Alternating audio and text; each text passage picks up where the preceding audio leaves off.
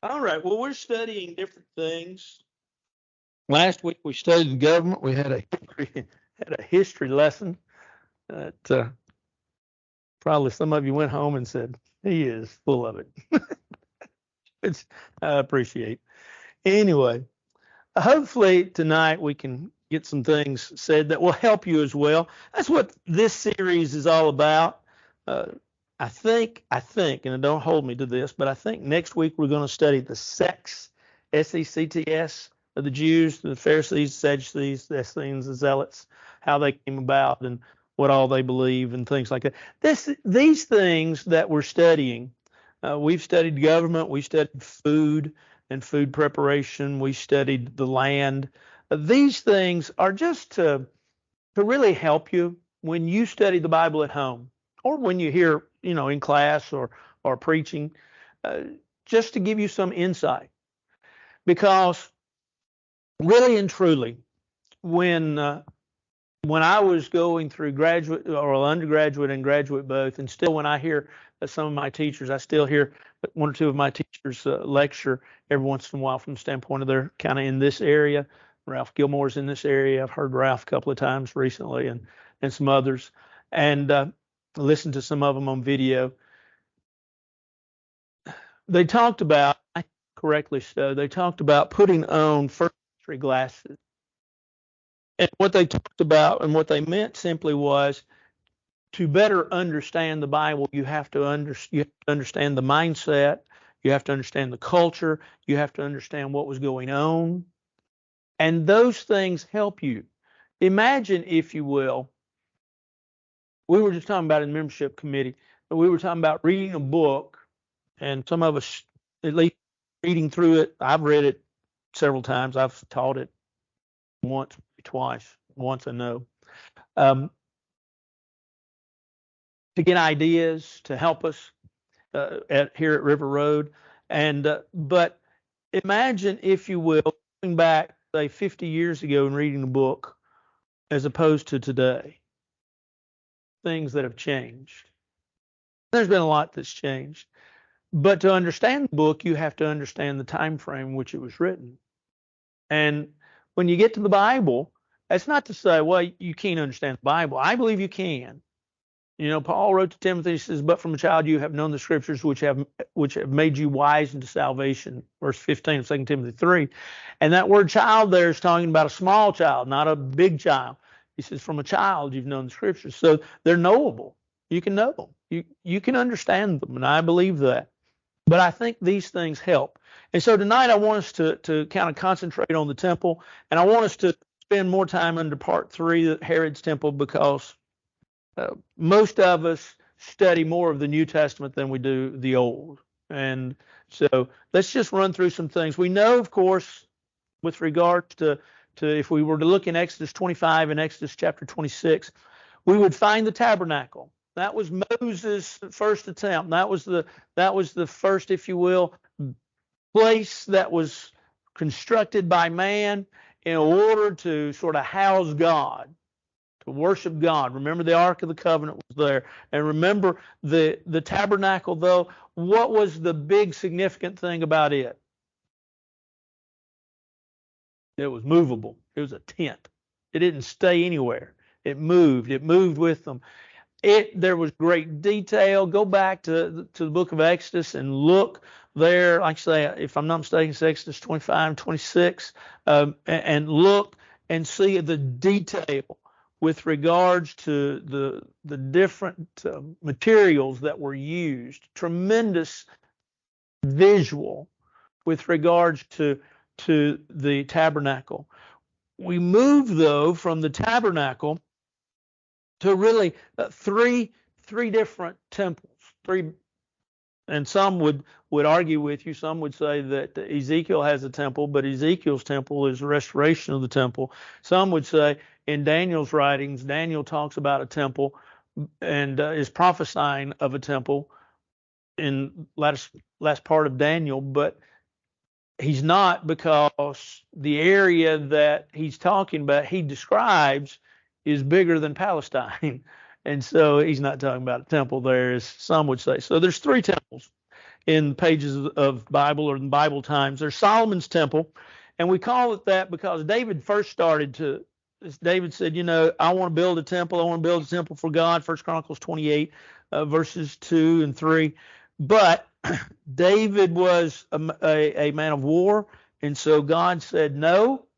But if you go back and read especially in 1 Chronicles, one of the things you notice is that even though David passed that privilege on to Solomon, and I use that word not facetiously, I use it straight up. Even though David passed that privilege on to Solomon,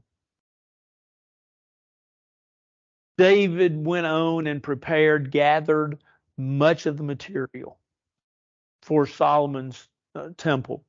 Solomon's temple, if you look at it and think about it, while it took 7 years to complete, it's really a whole lot like the tabernacle in all facets. And so really not get into it, but look at least D and E under part 1.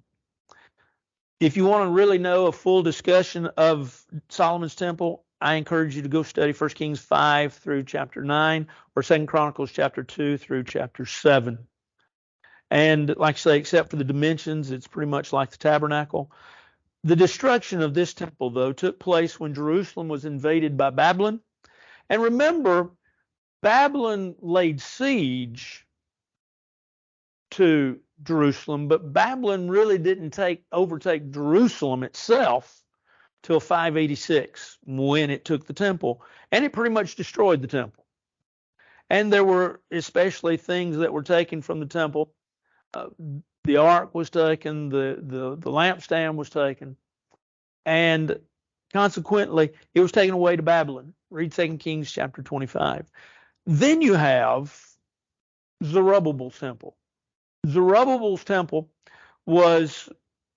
began, if you will, he began to build this temple in 536. Now think about it. From 586 to 536, the Jewish people in the Jewish land of Palestine did not have a temple in Jerusalem, did not have a place from that standpoint to go offer their sacrifices.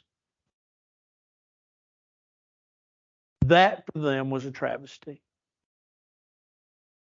And so Zerubbabel decided to rebuild, and he rebuilt under Persia. Go back to Ezra chapter 1. Ezra 1 through Ezra 6 talks about Zerubbabel's temple and the rebuilding of the temple.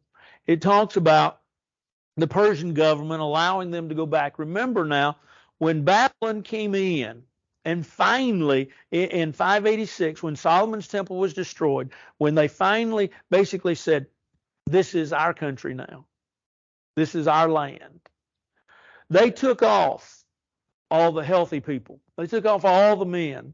They took off all the young children that were healthy and could be good workers. They took off the women that were good workers. They left They left a lot of the children, or some of the children. They left some of the children. They left the older ones, and they left the sicker ones.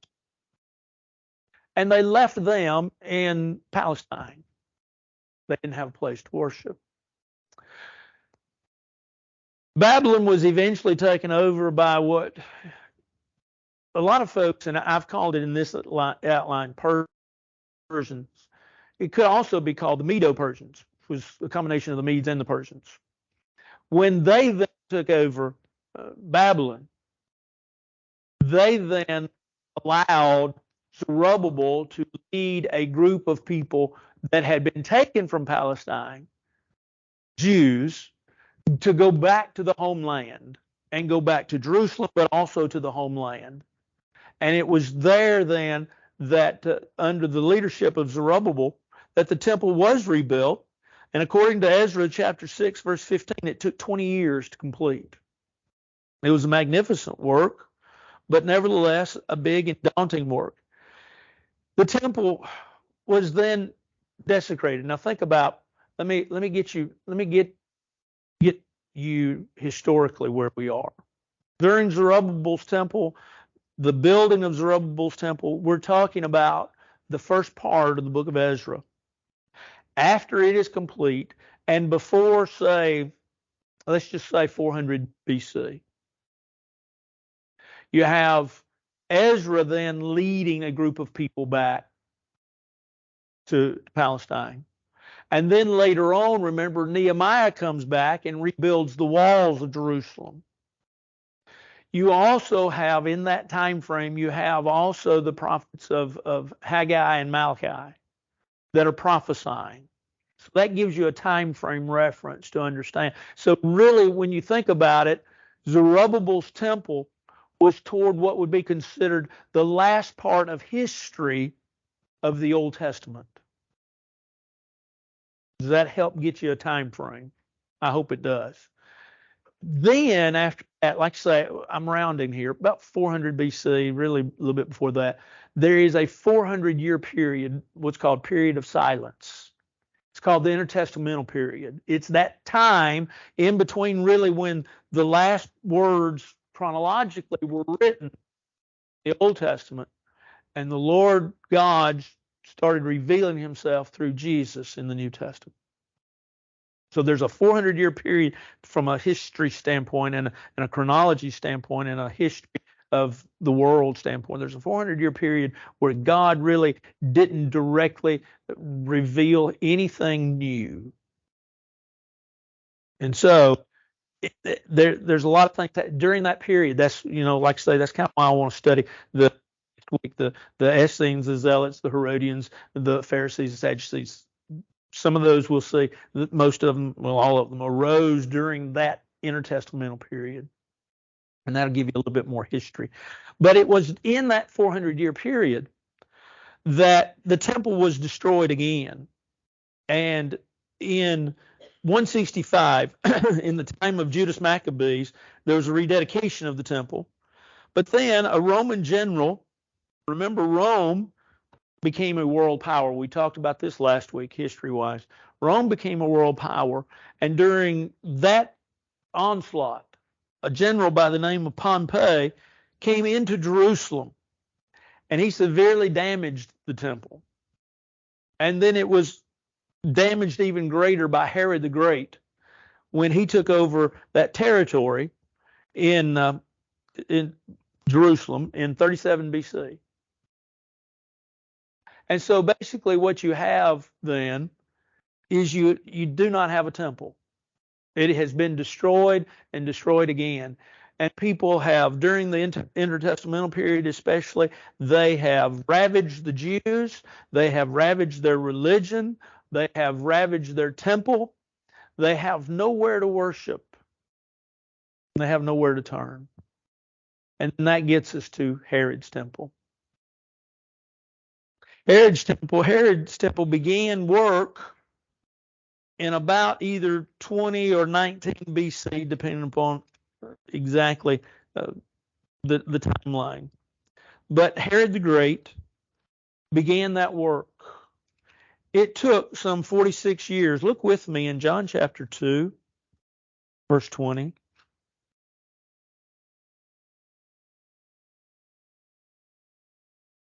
And I'm fixing to get to the picture that's there that I've given you in your handout. But John chapter 2, verse 20. It says, the Jews say that it's been 46 years to build this temple, and you'll raise it up in 3 days. You see, there's the in John 2, you remember, here's the problem. Jesus said, destroy this temple, talking about his body. He said, in 3 days, I'll raise it up. The people give us an interesting insight into Herod's temple. Hey, man, it's taken 46 years to build this temple. And they are talking about the magnificent temple that Herod the Great built. Now, depending on exactly how you want to look at that and exactly how you want to figure that chronologically, and I know that there's some debate about that, think about it. The temple is basically then restored, built, or we should say rebuilt, rebuilt, ever how you want to term it, by 26 AD. Now, think about it. If that be so, and depending on how you want to use time, there's a mix up in the calendar. And we think we think or we thought we banked time and based time on the birth of Christ. And that basically Jesus was born in 0 and that he died in 33 AD. But we do know that the calendar is about 4 years old. That what happened was when they went back to establish the calendar, they did it off of the kings, and there was a 4-year overlap in 2 kings, and they did not count that as an overlap. They counted it as one king's reign ending and another's beginning, but there was a 4-year overlap. And so that's why they were really 4 years off. Now, if I stand up Sunday and say that Jesus died in AD 33, don't get upset, because there's a lot of folks that's just what we hold to. We do know that his ministry was 33 years. We do know that. So if you hear some preachers say, well, he died in AD 30, don't get upset. They are probably more correct. If you hear folks like probably even me say he died in AD 33, don't get upset. It's just the way the calendar is viewed. And by the way, let me say this, has nothing to do with, I meant to say it last week. If you read in religious books and you find where time says BCE and ACE instead of BC and AD, the difference is that BCE means before Common Era. It's the same thing as BC, but you know why we say before Common Era now? We take Christ out of it. We take Christ out of it. And we say ACE after Common Era, we take Christ out of it. That's how they're, if you, well, some do call it Common Era, but religious books use ACE, ACE after Common Era.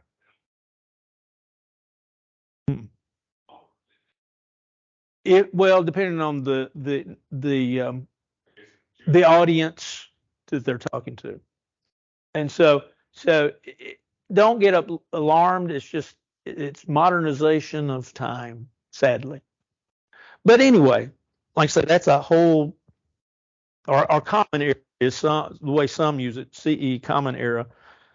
But anyway, 26 AD, the completion of the temple, because as the people told Jesus in John 2, it took 46 years. So if that be true, in about 26 AD, the temple is built. Herod's temple is built. The outer courts were believed to finally be completely completed in AD 64.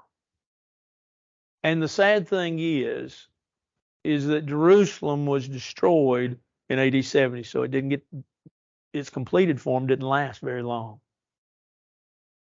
But let's look at this. I've given you a bunch of stuff to look at, a bunch of stuff to color to take home.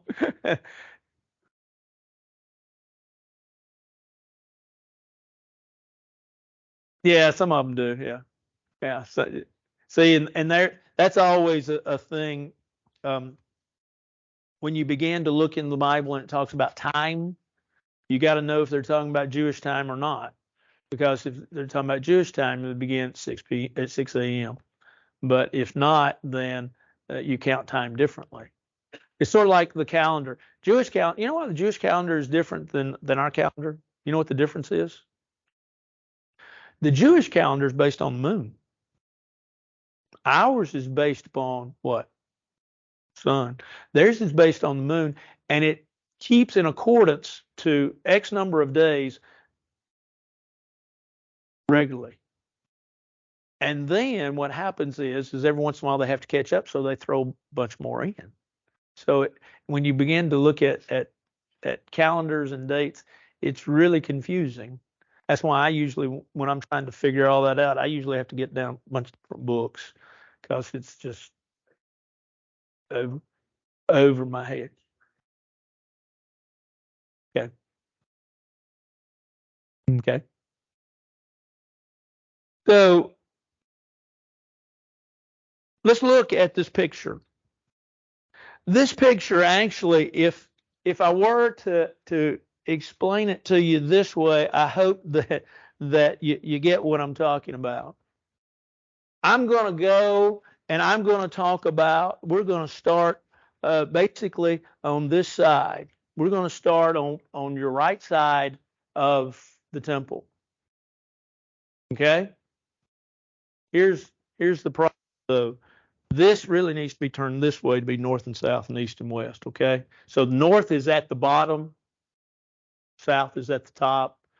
I'm going to talk about going this way. I'm going to talk about, if you will, traveling west. But the reality of it is you would be, if you were going through the temple, you'd be traveling east. Okay? It's not a big deal. It's just to help us. But let's start. Let's start talking about the court of the Gentiles. Let's understand a lot of different things with regards to the court of the Gentiles. Look at the dimensions of the court.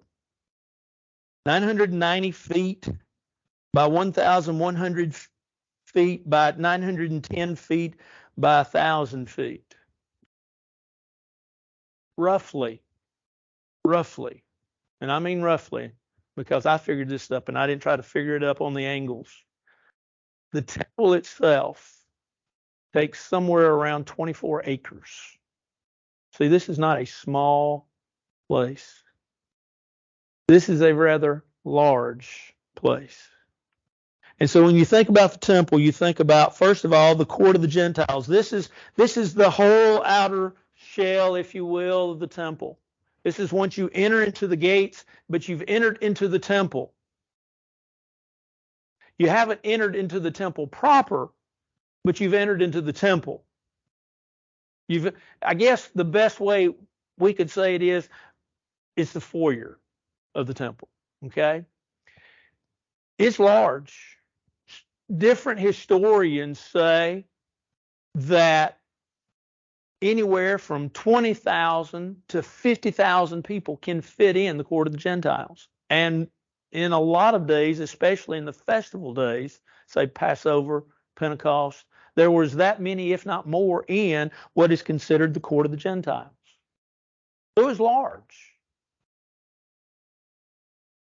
You have there a lot of different things that happened. Let's see, we've got a few minutes. Let's look at a couple of things that just took place, just to kind of help us get an idea of some things going on. If you're still there in John, how about looking in John chapter 10?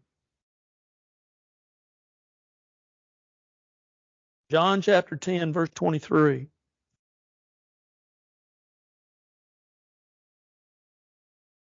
It was at the Feast of Dedication in Jerusalem. It was winter. Jesus walked in the temple in Solomon's porch. Do you remember recently studying Solomon's porch, any of you? Yeah. We just studied it, Acts chapter 4. Peter and John walked into the temple. Remember, the man asked of all, silver and gold have I none, such as I have I give you in the name of Jesus of Nazareth. Will I rise up and walk? And Jesus healed the man. Or not, excuse me, not Jesus, but Peter healed the man. That's the same place. Remember, we talked about it basically being a colonnade, being yet several stories high. We talked about that, but this happened in the temple. Like I say, so Acts chapter 3 or Acts chapter 4 happened there. How about Acts 21? Let's look at Acts 21, and this will go on and introduce something that I want you to hold the thought to. But in the temple, in Acts 21, verses 34 and 35, it says, and some among the multitude cried one thing and some another, so that they could not ascertain the truth. Because of the tumult, he commanded them to be taken into barracks. When he reached the stairs, he had to be carried by the soldiers because of the violence of the mob. This is where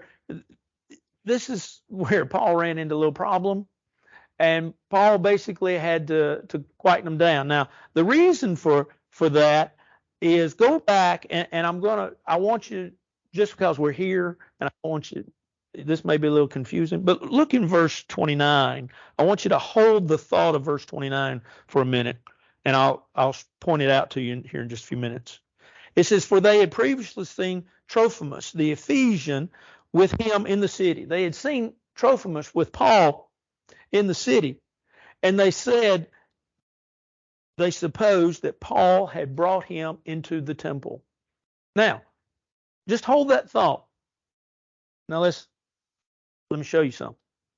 In the court of the Gentiles, anybody could go. Jew or Gentile. Women. Anybody could go. This was sort of an open place, public assembly place. And here's the problem. The problem a little bit later on is that they feel like that Paul has introduced Trophimus. Look in number 3 under B into the court of the Gentiles. There was a wall. See where it says sacred enclosure on your picture? There's a wall here. It separated the court of the Gentiles, in other words, the foyer, from the rest of the building, so to speak. And don't use that strictly. This wall that says on your picture says sacred enclosure was in a lot of ways like a pony wall. It's about 4.5 feet tall. How tall, Jim? How tall is a pony wall? They about 4 feet in a house. Yeah, so about about like a pony wall, about 4.5 feet tall. It separated the court of the Gentiles from what's considered the sacred place. There was a sign all over. But notice what is said in your outline. This sign was written in both Greek and Latin. And it simply said, no Gentile, by penalty of death, enter in. And so, if you were a Gentile, and you had gone into the court of the Gentiles, that's as far as you went. Because if they caught you into the inner sanctum, they would kill you. Because in their mind, you had desecrated where they worship. You had defiled where they worship. Because you, after all, were not as good as they were. Now, that in Acts 21, where we just read of Trophimus, the accusation is made that Paul brought Trophimus past that wall and brought someone that was not of Jewish descent into what would be considered beyond the sacred enclosure. Now, let me throw another one at you. In Ephesians chapter 4, where Paul, go there. Let's just go there. That's just probably easier. Just do that. In Ephesians chapter 4.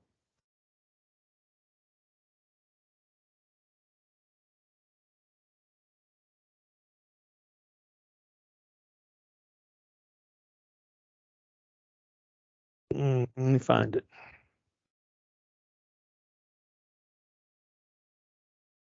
Did I say 4? Try 2. I knew 4 didn't sound right after I got it. Chapter 2. In Ephesians chapter 2, this is a verse that we're very familiar with. And I apologize. I did tell you 4 and I was wrong. Chapter 2. It says, for he himself, and he's talking about Christ. Remember Ephesians chapter 2, verses 1 through 10 talks about grace. And then it takes a turn to talking about Jesus. And in verse 14 it says, for he himself is our peace, who has made both one. Now who's he talking about, Jew and Gentile? If you go back to verse 11, that's the context. He's made both, Jew and Gentile, he's made them one and has broken down the middle wall of separation. The old King James Version had partition, the word partition. He's broken down the wall. That wall is on this picture where it says sacred enclosure. That's what Paul's talking about.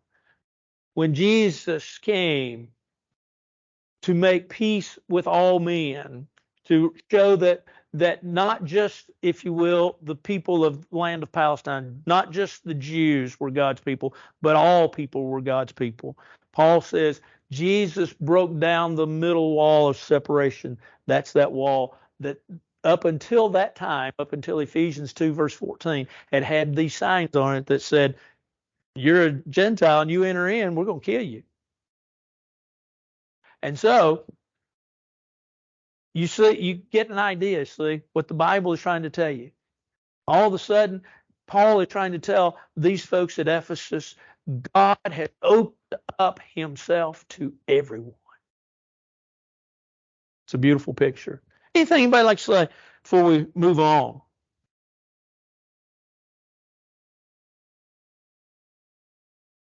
Yeah. Yeah. Yeah, you could do it. You could do it. Yeah. Yes. Citizens arrest, Opie. Yeah. Yeah, you could. You could. Hmm.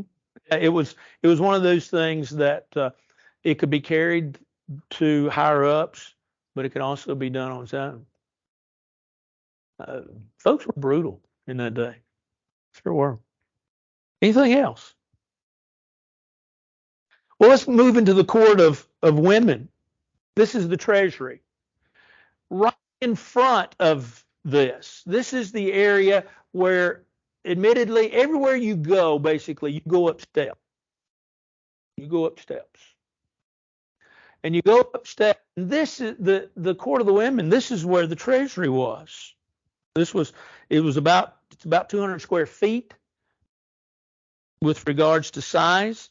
But remember, we talked about in Acts 4, remember we talked about the man being laid on Solomon's porch, which we've said, we've shown you is sort of the entrance into the temple. And the reason so many, even though there were gates, several gates around where you could enter in, why many people went into Solomon or went in through Solomon's porch is because right there is the treasury or women's court. This is where you came and you gave your money that was to be used in administering the ministry of the temple. There would be, in this 200 square foot room, there would be some 13 different places, and they all looked like, I don't have a picture of them. I've only read about them. I've never really seen a picture of them, but I've always heard that they looked like inverted trumpets. So imagine a trumpet. Imagine it turned over where the bell, if you will, you know what you call it, the bell of the trumpet is up so as to lay money in it. 13 of these around this room, and that's where you you didn't have to lay it in any particular one. It wasn't named, but you just, in one of those, you came in to this room, and that's where you gave your money. That's why it was so important in Acts 4 that lame man be laid at Solomon's porch, be laid at the gate there, because he was asking money, and that's where the people, that would have had money thinking that they were going in to the treasury. And so you have the court of the women, and you have in the corners, this is something that's interesting, in the court of the women, even though this is a small room, you have in each corner, you have little areas where you could have places of judgment. If someone had gone through, there was a corner where if you had gone through the Nazirite vow, you had fulfilled all of that, there would be a judgment passed upon whether you had passed that or not. And there was a little corner of the room where they would go and that judgment would be passed. Now, we're not talking about all the trials that you might have, the the civil trials, but we're talking about just little areas where little courts of decision would be made. And so they were in the four corners of the treasury of the women. Then you move into what is called the court of Israel. On this, actually, it's called the court of priests with the altar. But the court of Israel, well, no, it is called the court of Israel, excuse me. It's a small, narrow passageway. You go up some stairs. Only the men could go in. It had in it some of the walls. There was storage, but this was also in the one corner of the court of Israel was where the Sanhedrin would meet. and it would meet in a little area that it called Hall Gazeth. So if you were told to go to Hall Gazeth, you went into the temple, you went through the court of the Gentiles, you went through the women's court, you went into the court of Israel, and you gathered together. Then you could go into the court of the priest. Once again, you walked up steps. Once again, guess what there was? A wall. You were able to see in, and folks could go in and into the court of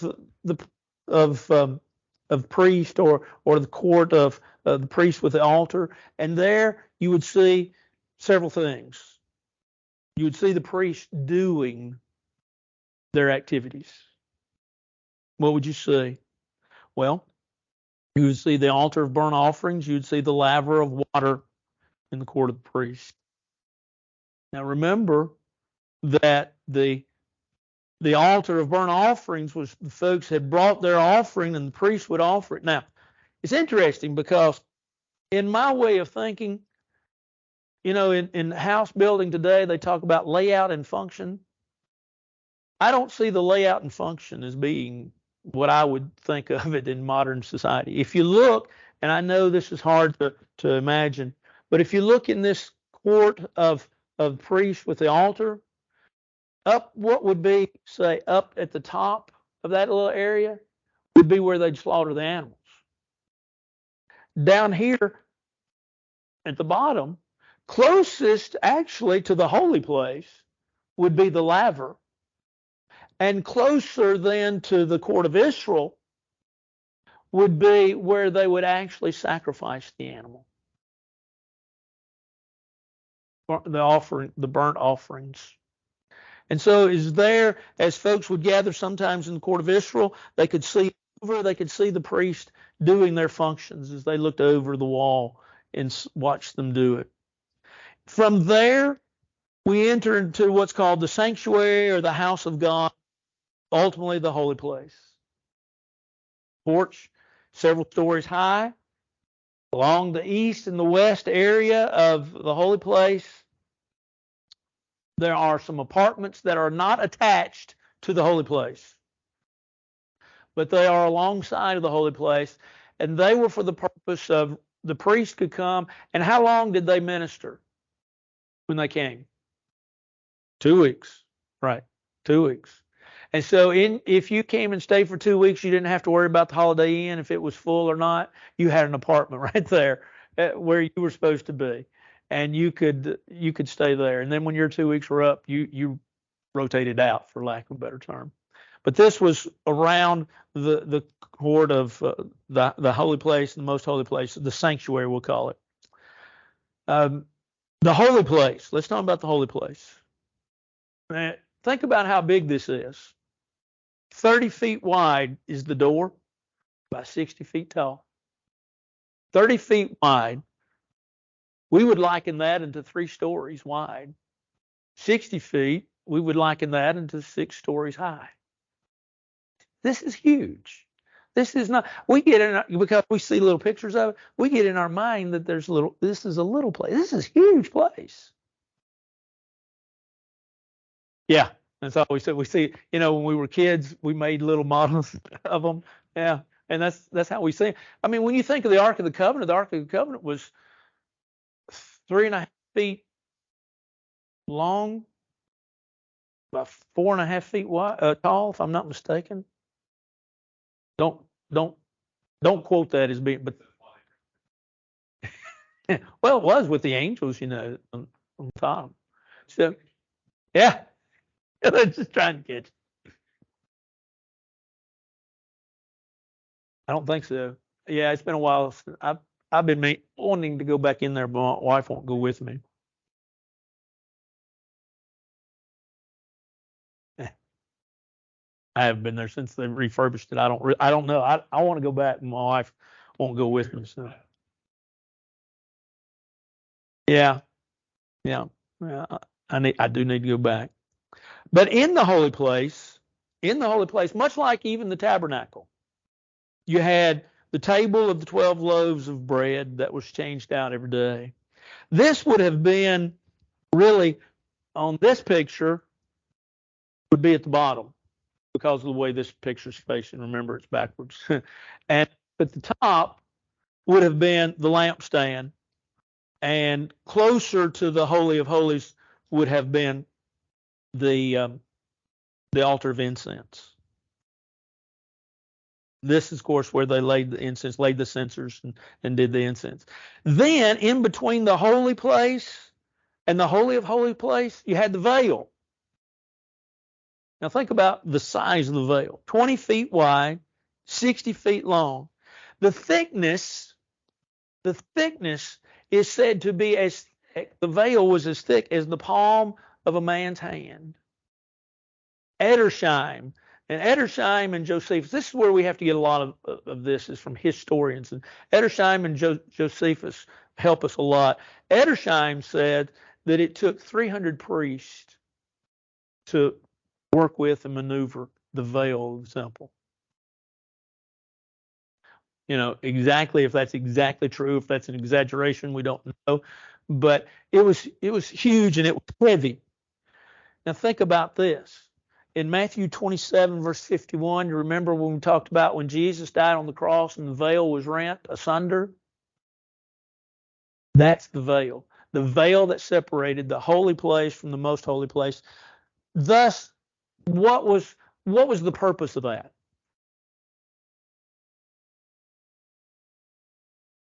Get away with petition of Jew and Gentile and of veil between man and God. It opened it up for us all. Because Peter said in 1 Peter 2, we all are what? 1 Peter 2, verse 5 and 9, we're what? Priests. We're the priesthood of God. And so, yes, it opened it all up. Oops, excuse me. And so then you have in the holies of holies place, by the time, and it was not a very big room. Of course, only the high priest entered in. It's only about 30 square feet. By the time of Herod's temple, by the time of the New Testament, the Ark of the Covenant. Remember the Ark of the Covenant? What did it have in it? Tablets, Aaron's rod, and manna.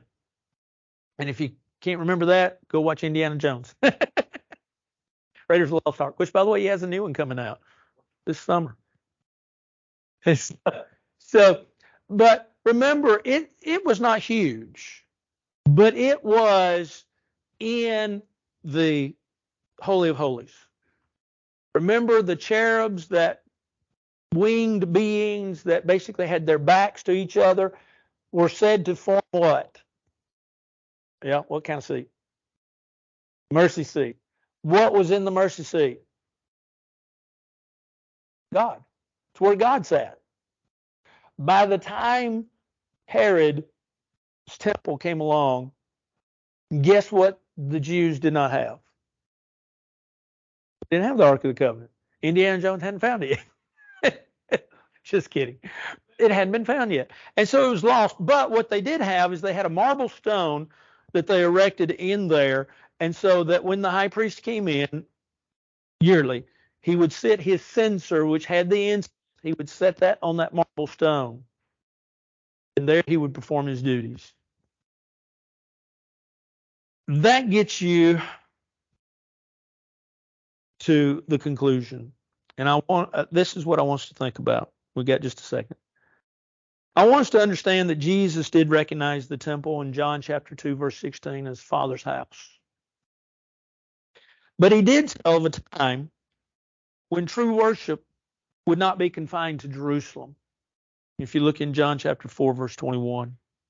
You might also note Acts chapter 7, verse 48, when Stephen's sermon, we looked at it Sunday, or Sunday before last, and also the words of Paul in Acts 17, verse 24, that God can't be confined to walls or to a place. And so God really, through his providence, through his power, in AD 70, had the Romans destroy the temple, and it's never been rebuilt. Why? Because God's open to all men, for all times. The interesting aspect with regards to the temple is that if you go back and read, remember in Matthew 24 and in Matthew 25, where the folk come to Jesus and they ask really two questions. And one question was with regards to the destruction of Jerusalem, and another was with regards to the end of time, earth time. And Jesus foretold the destruction of the temple, which the Jews just thought was unheard of. A magnificent, huge place, right?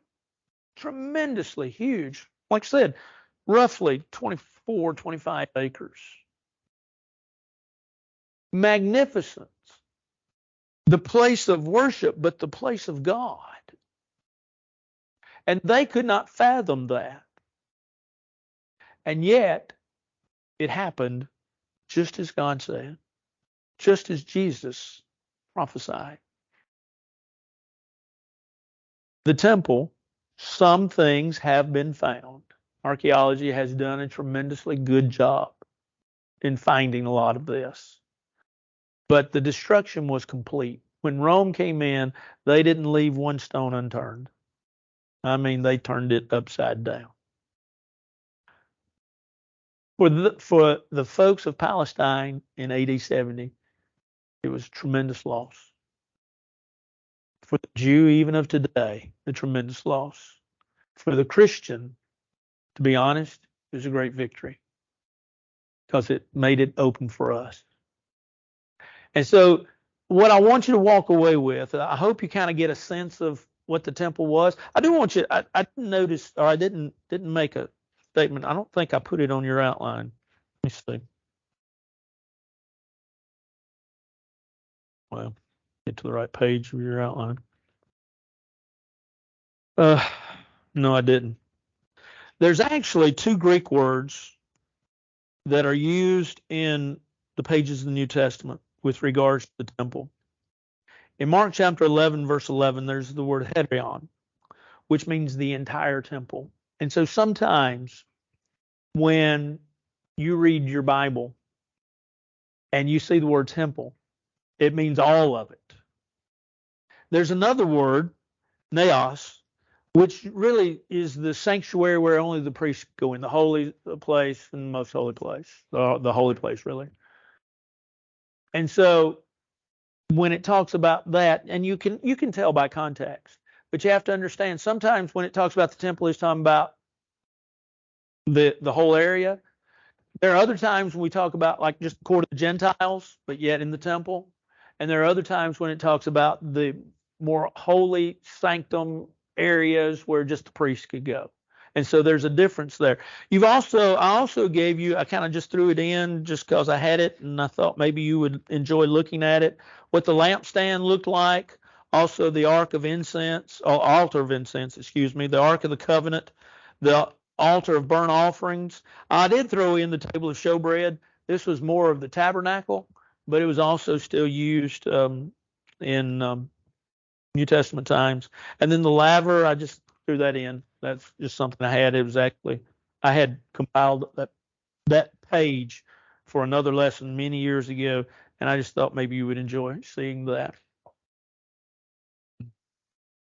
No, it's like that, like a 7. Yes. Mm-hmm. Yeah, it's. Uh-huh. Yeah.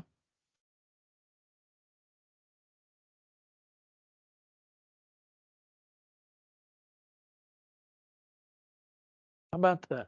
I got to go. My wife, if she won't go with me, I'm gonna have to go anyway. Maybe a trip. Oh yeah, I went when I was a kid, but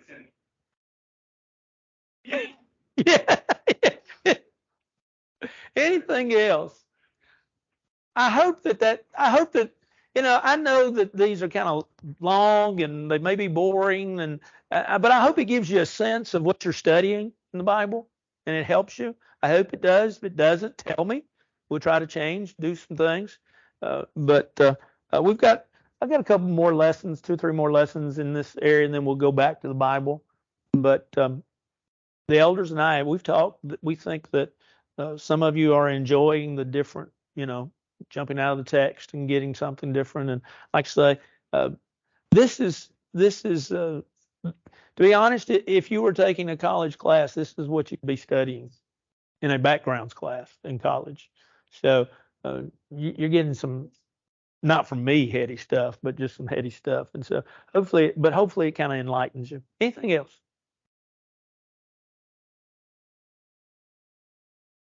Huh? I'm sorry. No. Anything else? Let's bow for a word of prayer. Our Father in heaven, we're so thankful for this day, for the beautiful sunshine, for the opportunity that we've had to study your word this evening.